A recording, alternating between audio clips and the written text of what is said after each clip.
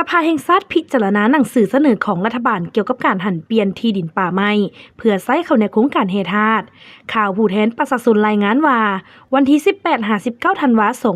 2025คณะประจำสภาแห่งชาติจัดกองประชุมประจำเดือนธันวาคม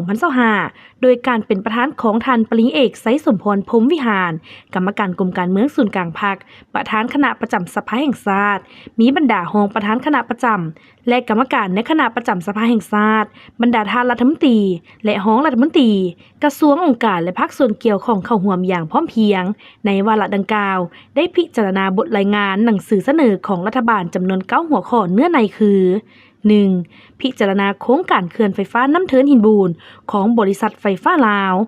2. การขอหันเปลี่ยนที่ดินป่าไม้ที่นอนในเขตอุทยานแห่งชาตินาไก่น้ำเทินเพื่อนำไส้เข้าในโครงการขุดค้นและปรุงแต่งแห่คำอยู่เมืองคำเกิดแขวงบุรีคำไซ 3. การขอหันเปลี่ยนที่ดินป่าไม้ที่นอนในเขตป่าป้องกันแห่งชาติยอดน้ำเงียบเพื่อนำไส้เข้าในโครงการขุดค้นและปรุงแต่งแห่หายากอยู่เมืองคูนแขวงเสียงขวาง 4. การขอหันเปลี่ยนที่ดินป่าไม้ที่นอนในเขตป่าผลิตแห่งชาติล่องข่าวล่องคานเพื่อนำไส้เข้าในโครงการขุดค้นปรุงแต่งแห่คำและแห่ติดพันอยู่เมืองหูกูดแขวงเสียงขวาง 5. การขอหันเปลี่ยนที่ดินป่าไม้ที่นอนในป่าผลิตแห่งชาติยอดเยื้องผาแดงและป่าป้องกันแห่งชาติซบแปนห้วยโก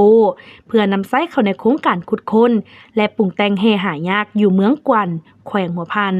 6. การขอหันเปลี่ยนที่ดินป่าไม้ธรรมชาติที่นอนในป่าผลิตแห่งชาติน้ำป่าห้วยวีเพื่อนำไส้เข้าในการขุดค้นปรุงแต่งแห่ซืนและแห่เงินอยู่เมืองซานไซแขวงอัตตปือ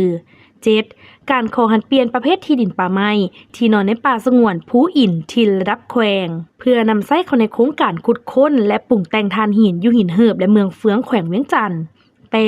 การขอหันเปลี่ยนที่ดินป่าไม้ที่นอนในป่าสงวนน้ำมวนผู้จอมวอยและอุทยานแห่งชาตินาไก่น้ำเทินเพื่อนำไส้เข้าในโครงการไฟฟ้าพลังงานลมเจืองเซินสองอยู่เมืองคำเกิดและเมืองไซจำพรแขวงบุรีคำไซ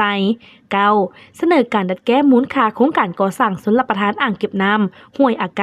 อยู่เมืองพิมพ์แขวงสวรรณเขตระยะที่ 1เพื่อกำหนดเข้าในแผนการลงทุนของรัฐ